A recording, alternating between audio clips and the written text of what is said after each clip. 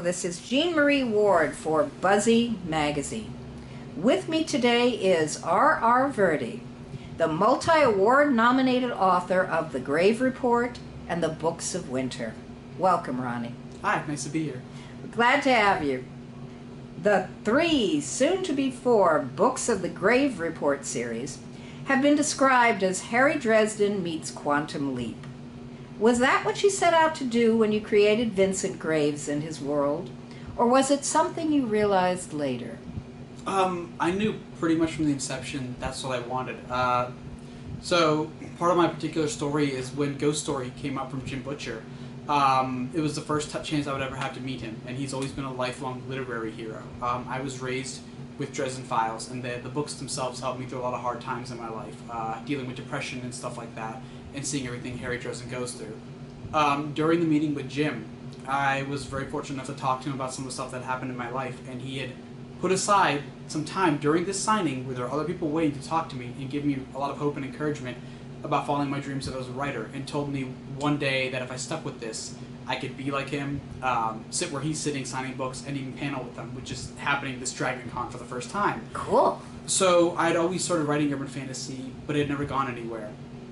And I started The Grey Report sort of as a love letter to everything I loved about Dresden, the noir mystery tropes, how versatile urban fantasy could be with mythology. And I needed a gimmick for my main character, and I didn't want to do someone who's a magically empowered protagonist the way Harry was. And my best friend had brought up that he had recently restarted watching Quantum Leap, which was a big show when we were the kids in the 90s, always on reruns. And I thought that would be the perfect thing to mix up, because I love that show. It allowed different bodies, so different stories to be told in like a standalone investigator type story, and all I had to do was find a paranormal application for it. So instead of body hopping with science, I was doing it as a soul, going into different bodies. The series is composed of 4 standalone novels that work together to form a cohesive story arc. How has that larger arc changed since you began writing the series, or has it? So when I started, I'm known as a pantser, so I was going book by book. But I did have the end in mind. I've always known the end of every novel before I start, yeah. And I know the end of what I want to accomplish with the series.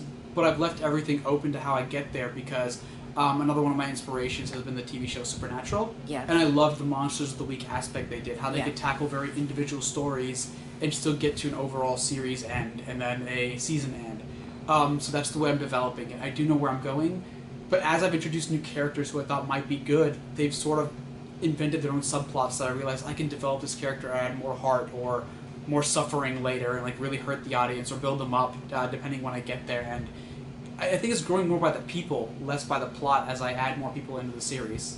Oh, that's very cool. I love it when characters decide that they are their own entity and start telling you, hey, we're going to do this now. Yeah, that can be both a problem and a good thing. Yeah, a double-edged sword there. New York City plays a big role in both The Grave Report and your other Dragon Award-nominated series, The Books of Winter. I happen to think New York is a mythic place myself, but I wonder, was there a deeper reason you chose it as a key setting for both works? Yeah, so I have family in New York, and I'm based in D.C., so I definitely have East Coast love. But the first time I went there, it was as a kid visiting my uncle who had just moved into Staten Island. Mm-hmm. And I was kind of just taken away with how like impressive physically it was. As a kid, I just felt like there was always this vibe in the air, like all the people going by. There was this like physical pressure. When I first saw Central Park, even though I've seen nature all my life, seeing that level of like just manicured beauty within the city felt really magical, and I kind of just ran away with the idea of stories. And I think that stayed with me when I first started writing urban fantasy, that for a really place that's like a concrete jungle, there's a lot of magic hidden within it. And historically, there's such great love and history of immigrants coming over and bringing their culture, their mythology, and it all just forms in this melting pot of New York. I couldn't have thought like a better place to do it. You would have had to invent it if it didn't exist. Yeah, and when New York's there, why not? I mean, it's already home to superheroes, so... Absolutely, absolutely. As if those 2 series weren't enough to keep you busy, you recently published the first 2 books of the Monster Hunter Online LitRPG series. Since LitRPG is a very new genre, Could you explain what sets it apart from the more traditional science fiction and fantasy stories? Sure. So LitRPG stands for like literature role-playing game. The aspect it takes most from tabletop RPGs is the tangible metrics of progression. Normally readers will see things like a character progressing in a skill or statistic, kind of like if you had your D&D character sheet with you. In fact, a lot of LitRPGs do rely on the D&D model. You'll see the same stat scores of strength, intelligent, characters leveling up and getting modifiers. You can almost track a character's growth with numerical representation versus maybe in fantasy you see a character learn a new spell, or they just come into their own power, but there's no way to chart what that number would be. LitRPG prides itself on finding different ways to chart that metric. Other ways, some people do experience points, which is very familiar in video games. Other people might follow, you learn a new skill, and you continue gaining skills that are represented by very video game tropey names, for example. And LitRPG isn't necessarily bound into any one genre. People have done horror LitRPGs, sci-fi, fantasy. You don't even have to have the video game element. When the genre was first being created, a lot of people had the story where it's a portal fantasy and you go into a game. But now there's this weird boom and growth happening where you can just go into a fantasy world, but for whatever reasons that author decides, there's ways to follow the progression of the character. So it feels very at home and familiar, I guess, for people who play tabletop RPGs and video games, that there's some metric you get to visually see that the character's always evolving and growing, and you can chart that with numbers. Chart that with numbers, but in the context of a traditionally written story with a beginning, middle, Yes. and end, and yes. Okay, cool. So how is writing it, though, different from writing your more traditional series like the Books of Winter or the Grave Report? It's a lot more math. There are now varying schools within it called hard and light, depending on how much numerical stats and backup you do, including displaying all of that. I tried to find a happy middle ground because I don't like math. So a lot of my... That's why you're a writer, right? Yeah, exactly. And my progression is very based on acquiring new skills, which are just written as words. I don't have to add a math multiplier to it. But it's still been hard for me because I feel like it breaks up the narration, which is what I'm used to from being like an old school fantasy, mystery, and urban fantasy writer, that Yeah. you keep the prose going, you keep the action going. And it was a bit jarring at first to have breaks to narrate that a character had acquired something or leveled up and then visually display it. I felt like, for me, it was sort of breaking tension and pacing, and it sort of had to have me retrain myself on when to now include those scenes, when is it acceptable to show this, how much of this do I have to show, and I still have to keep all the progression checked because it just becomes another point of a plot hole if I mess something up, like he was this strong there, and now I said he's this strong, but it doesn't add up. He's either weaker than what I'd listed before, or he's too much stronger, and I didn't chart for that. Oh dear. Sounds like trying to integrate description in the middle of a mad battle scene.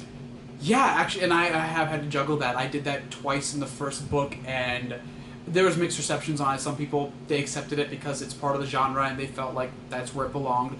Other people who are more professionals and more established in that particular niche of writing kind of recommended later on maybe doing it after the chapter as like an after battle synopsis of, oh, he learned these things. They weren't relevant in the middle of this scene. Okay. Yep.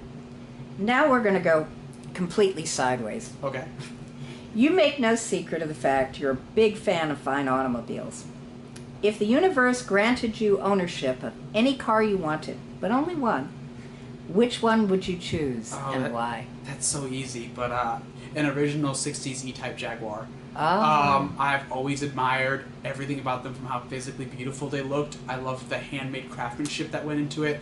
The fact it was just a bunch of people who wanted to create this gorgeous roadster, this whole, you know, beautiful British heritage type racer, that it came in British racing green, everything's hand hammered.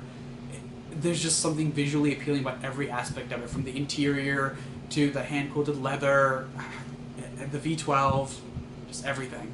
And the fact that the villains always drive Jaguars. Every British movie villain drives a Jaguar. Even though I don't have a villainy bone in me, I like to pretend I do, and I think that car would add to that. Wonderful. We're coming up on the end of the interview. What are you working on now? Oh, so right now I have, because I started my career with a love letter to Dresden, I'm trying to write a very Asian Silk Road fantasy love letter to Name of the Wind, King Killer by Patrick Rothfuss, because I've always loved how beautiful and musical his prose was.